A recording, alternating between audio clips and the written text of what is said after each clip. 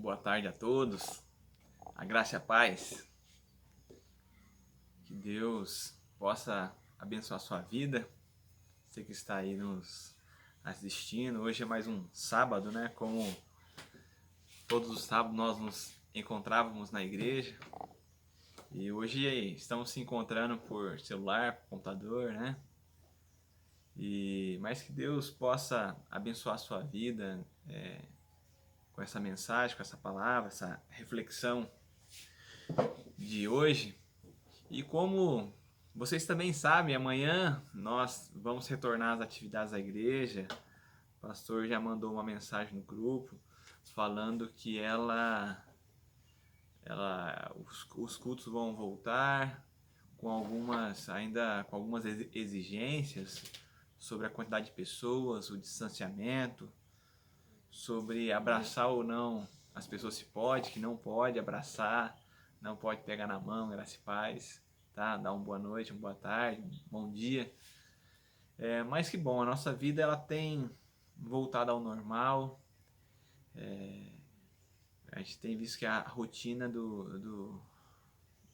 da população tem voltado, os trabalhos têm voltado, as empresas, que algumas estavam paradas, têm voltado, lanchonetes, restaurantes, voltando à sua normalidade, não com 100% do vapor funcionando, mas parcialmente. Mas que bom, né? Que bom. Essas férias estão, se puder dizer férias, estão acabando. Não sei se para ti foi férias ou não, se você teve mais ativismo nesses dias, se foi mais agitado seus últimos dias. Mas para o estudante em si é uma férias forçada, com algumas atividades que a gente fica sabendo que alguns tem dever de casa para fazer, mas podemos dizer umas férias. E de ontem para hoje, meditando sobre aquilo que iria compartilhar com vocês, eu comecei a pensar sobre a escola. Algo clássico, que é depois das férias de meio do ano ou final de ano, quando inicia em fevereiro, janeiro ou março, dependendo da escola, as aulas. Algo clássico que os professores propõem para os alunos fazerem, o que é? Te dá um tempinho aí para você pensar. O que é algo clássico que ou é no primeiro ou no segundo dia os professores pedem? Não na faculdade. Na faculdade eu não me lembro de ter tido que fazer, mas entraram alguns anos e todo ano tinha a famosa redação das férias. Você já fez alguma? Eu já fiz algumas. Não sei se os professores eles leram as redações, mas eu acredito que a grande maioria de nós já fizemos a famosa redação das férias. Talvez o professor, querendo saber de como foi realmente suas férias, ele não tenha a oportunidade de conversar com todos os alunos nos primeiros 2 dias de aula, primeira semana de aula. Então, para você contar um pouquinho de como foi suas férias, ele pede para você escrevê-la e para ele poder saber o que você andou fazendo nessas férias de meio do ano, final do ano. Mas se ele tivesse a oportunidade de conversar contigo por alguns minutos, bem provável as primeiras conversas sua seria falando daquilo que você fez nas férias. Porque afinal, a nossa boca ela fala o que o nosso coração tá cheio. A tendência é falar, professor, e aí, como o senhor tá? Viajei para tal lugar, vi minha família, vi uns parentes distantes, vi meus avós, fomos em tal lugar, em tal ponto turístico do Brasil. Não, fiquei em casa. A tendência é você falar aquilo que você fez. Não, fiquei no computador jogando videogame, assisti uma tal série. Então, por quê? A gente fala aquilo que nosso coração tá cheio. E ele pedindo uma redação, automaticamente você vai falar aquilo que você tem vivido nesses últimos dias, nesse mês de férias. E aqui eu faço a minha pergunta. Se nós pudéssemos pedir para você fazer uma redação desse período de férias, de quarentena, de isolamento social, isolamento da igreja, qual seria as suas palavras? Quais seriam as suas palavras dessa redação, desse texto? Como que você escreveria essa redação? O pastor? Não, o pastor não precisa. O missionário? Também não. Mas qual que seria essa redação sua para Deus? Que palavras conteria nela? Ó, Deus, eu assisti muita série, eu trabalhei arduamente, eu aproveitei esse momento para ficar com a família, eu aproveitei esse momento para arrumar algumas coisas em casa, eu arrumei esse tempo para poder conhecer o Senhor melhor, para ler um texto bíblico, um livro, um bom livro. Eu lhe pergunto, não precisa me responder, até porque a gente não está próximo, mas quais têm sido as suas palavras nessa redação? Pode pensar, pode analisar. Agora eu te faço outra pergunta. Nessa redação que você escreveu, ou está escrevendo ainda na sua mente, ela tem distanciado ou não de Deus? Essas férias têm sido com Deus ou sem Deus? Tem sido férias de Deus ou férias com Deus? Eu aqui não estou para ser o acusador, para ser o juiz sobre a sua vida, mas aqui estamos para bater um papo e refletirmos sobre aquilo que nós temos escrito escrito na nossa vida, aquilo que a gente tem feito, sobre os nossos últimos atos, nesse último mês, que acho que tem mais um pouco de um mês que a gente não tem culto. O que literalmente a gente está escrevendo, quais são as atividades que nós temos tido, se elas estão nos aproximando de Deus ou nos distanciando de Deus. Em 1 João 3:21 fala, se o nosso coração ele não nos acusa, nós temos confiança diante de Deus. Então não sou eu que te acuso, é o seu coração que ele pode ou não te acusar. E novamente repito, não estou aqui para lhe acusar, só te pedir para fazer uma redação de como tem sido suas férias, esse período de quarentena, esse período de isolamento social. Ela aproximou ou não você de Deus? Eu espero que ela aproximou você de Deus. Eu espero que esses próximos dias que teremos, amanhã, graças a Deus, teremos o culto, 7:30 da noite lá na igreja, um grupo reduzido, vai ter um espaçamento entre as cadeiras, mas lá estaremos adorando a Deus, buscando mais de Deus.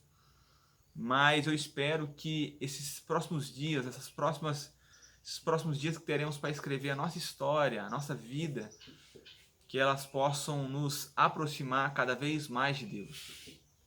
Isso que é meu desejo, é isso que eu quero. E vamos lá para a mensagem, para o texto dessa noite, né? É uma tarde, mas dessa noite será daqui a pouquinho postado, estará no YouTube. Está lá em Lucas, capítulo 10, a partir do versículo 25. Esse texto é interessante, é um cara PhD da lei, um erudito, um perito, a Bíblia fala, na minha versão fala, um perito da lei. Ele vai diante de Jesus e começa a conversar com Jesus a respeito da vida eterna, de como ele fazia para obter a vida eterna, de como ele faria para conseguir essa tão desejada salvação. E eles começam ali a ter um diálogo de Jesus com ele. E Jesus ele faz um resumão de toda a Bíblia em apenas algumas palavras. É como se fosse aquele intensivão de cursinho, quando chega, você que já fez cursinho ou passou por um vestibular, sempre nos últimos dias do terceirão ou nos últimos dias precedendo os principais vestibulares do Brasil, existe um intensivão, existe uma recapituladas os pontos mais importantes de cada disciplina, de cada matéria, e os professores vão pensando cada ponto para poder aquecer sua memória e você ter um bom vestibular.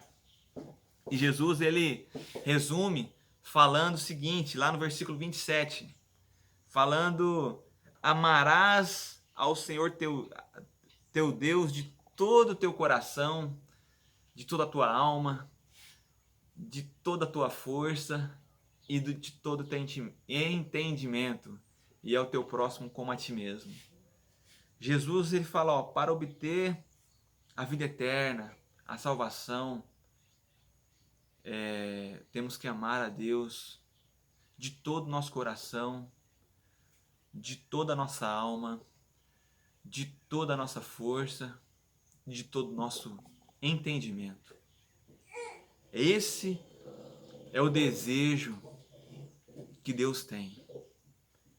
Deus, ele não sofre de autoestima, ele não tem complexo de inferioridade, ele não é solitário, ele não tem depressão, irmãos. Por isso que ele fica pedindo amores, demonstração de amores. Ele apenas quer que você o ame. Ele não precisa do meu amor ou do seu amor para existir.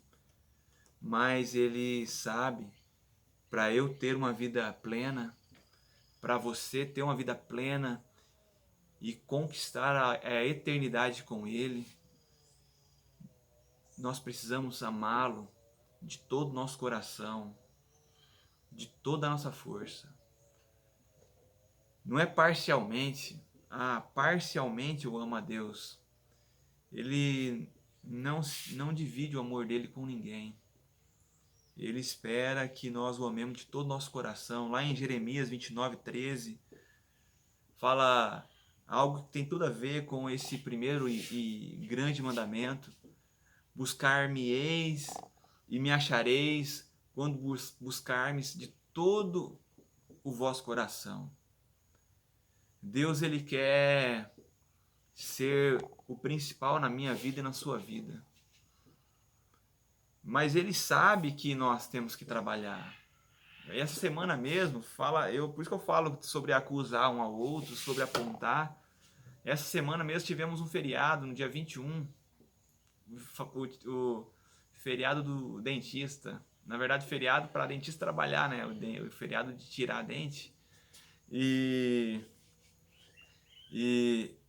eu trabalhei pela manhã e à tarde.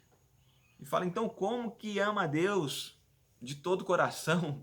Por isso essa mensagem não é para te apontar o dedo, te acusar se você está amando a Deus ou não. É para nós buscarmos melhorar esse nosso relacionamento e esse nosso amor por Ele. Nós precisamos amar o Senhor de todo o nosso coração. Ele sabe que você tem que cuidar de filho, ele sabe que você tem que trabalhar, ele sabe que você precisa estudar, ele sabe que você precisa cuidar da sua casa, ele sabe de tudo aquilo que você tem que fazer, mas ele também sabe quais são as oportunidades que você terá para buscá-lo ou não, para querermos, como Jeremias fala, buscarmos o Senhor de todo o nosso coração, porque se nós buscarmos, ele se deixará achar. Ele sabe a hora que você senta no sofá e você tem a oportunidade de escolher entre buscar ele ou assistir uma série. Ele sabe quando você tem a oportunidade, depois que você pôs um filho para dormir, se você vai tirar um momento para orar, para relacionar com ele ou não. Porque às vezes nós arrumamos pretexto para ocupar o nosso tempo e não termos esse tempo com Deus. A gente sempre existe pretexto, a gente arruma desculpa Flávio e eu mesmo, a gente tá com uma nenenzinha nova e realmente o tempo dela inteiro é voltado para dorme com o neném, acorda com o neném e sonha com o neném. E eu fiquei mais com tempo, um pouco mais com o Isaac para justamente poupá-la. E até porque eu tenho minhas funções de pai também. E, e eu sei que filho toma tempo, mas eu sei também que sobra um pouco de tempo. E é esse tempo que Deus ele quer. Ele sabe que quando você está pondo seu filho para dormir, às vezes você faz uma oração, ele sabe que você já está ali naquele momento relacionando com ele. Existe uma música que, salvo engano, nós até compramos esse CD de um rapaz de um centro de reabilitação que fala, a princípio, quando eu li o nome da música, eu achei estranho. Fala apenas aqueles 5 minutinhos. E ela, quando você fala, nossa, mas orar apenas 5 minutinhos, mas ali fala de um diálogo de Deus com essa pessoa, que Deus ele desejava pelo menos aqueles 5 minutinhos que a pessoa tinha e hoje já não tem mais. Porque antes ele tinha 5 minutos, pelo menos esses 5 minutos era intenso com Deus. E ele vivia um momento que ele já não tinha mais nem 5 minutos com o Senhor.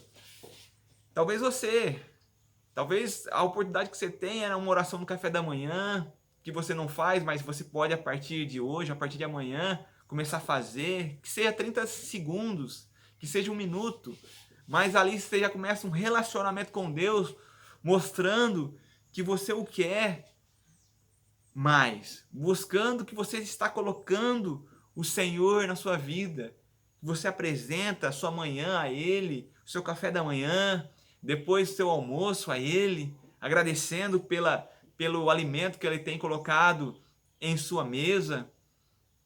E assim vai no decorrer do dia, nas oportunidades que você vai tendo, talvez no seu trabalho, de ligar um som, uma música para adorar o Senhor, uma pregação para se edificar. Então você vai criando ambientes para adorar o Senhor e para que o Senhor realmente ele tome conta de todo o seu coração, de todo o seu entendimento, de toda a sua força e de toda a sua alma. É isso que o Senhor ele deseja de nós. É isso que o Senhor quer. Hoje pela manhã, eu lendo Jeremias capítulo 17, quero até compartilhar com vocês, porque eu achei muito propício pelo momento que nós estamos vivendo, para já concluir também essa mensagem sobre confiar em Deus de todo o nosso coração, ou confiar na força do nosso braço, no nosso entendimento. Confiar, depositar nosso entendimento todo no Senhor, ou achar que a nossa vida só chegou nesse ponto por conta das nossas habilidades intelectuais, nossas habilidades em influenciar pessoas, nossas habilidades com as redes sociais, talvez você depende, usa muitas redes, propagandas, marketing. Existe uma diferença do homem, da mulher que confia totalmente em Deus, tem todas as habilidades, mas ela sabe que as suas habilidades ela vem de Deus, a sua força vem de Deus, ou você é aquela pessoa que acha que a sua força vem de você, a sua habilidade vem de você, o seu entendimento vem de você. Eu não sei que pessoa você é, mas aqui em Jeremias capítulo 17, a partir do versículo 5, Deus ele fala que existe a diferença do homem confiar em Deus e do homem que confia na força do seu braço. Vamos ler. Jeremias 17, versículo 5. Assim diz o Senhor: maldito é o homem que confia nos homens, que faz da humanidade mortal a sua força, mas cujo coração se afasta do Senhor. Deus fala que é maldito o homem que confia na força do seu braço. Maldito o homem que confia no seu entendimento, na sua capacidade humana. Maldito o homem que confia em si mesmo, o narcisista, que acha que é dele que vem toda a habilidade de resolver problemas e resolver sua vida. Maldito é o homem. E Deus faz uma comparação que ele será como um arbusto no deserto, não verá quando vier algum bem, habitará nos lugares áridos do deserto, numa terra salgada, onde não vive ninguém. Este é o homem que confia na força do seu braço. Eu não quero ser esse homem. Isolado, um arbusto no deserto. Mas o homem que a confiança está em Deus, cuja o coração está em Deus, cujo entendimento está em Deus, que busca Deus.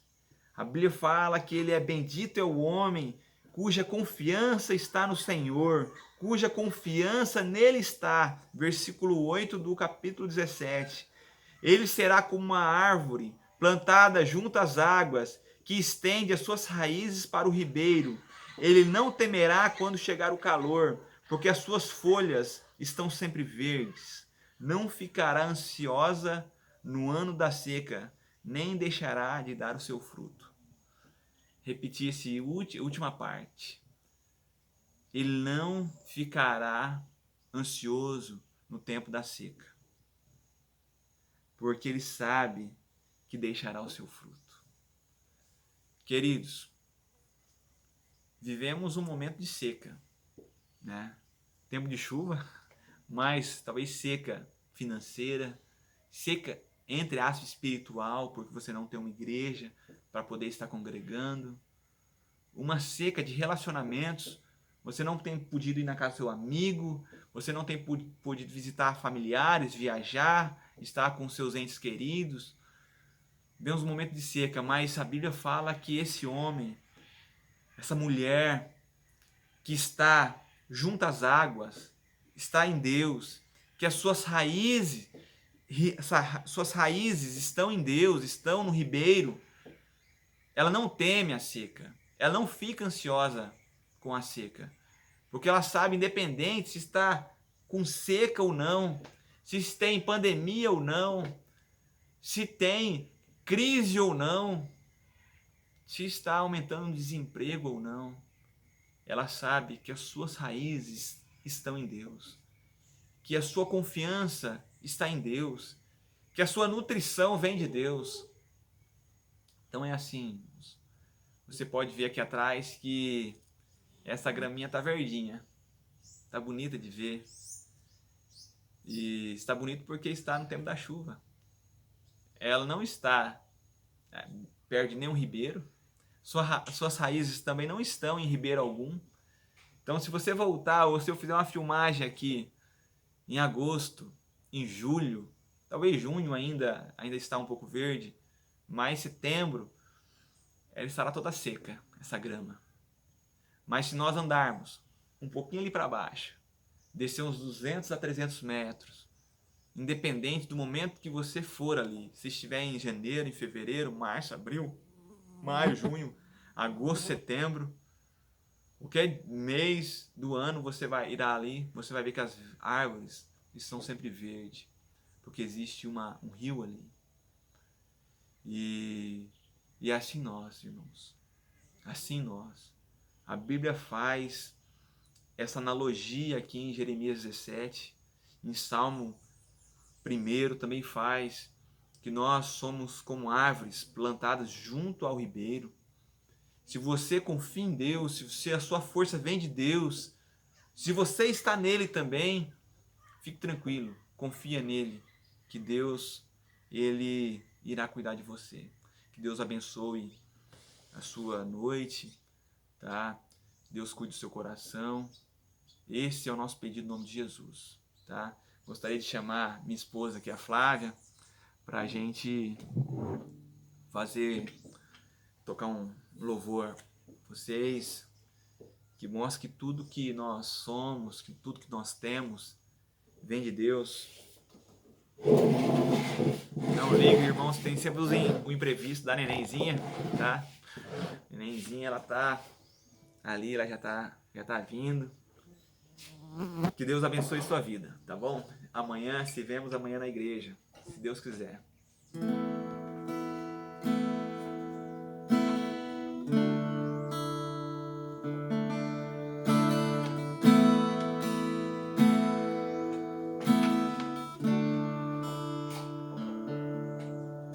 Tu és tudo para mim, meu futuro a ti pertence. Sei que jamais me deixarás.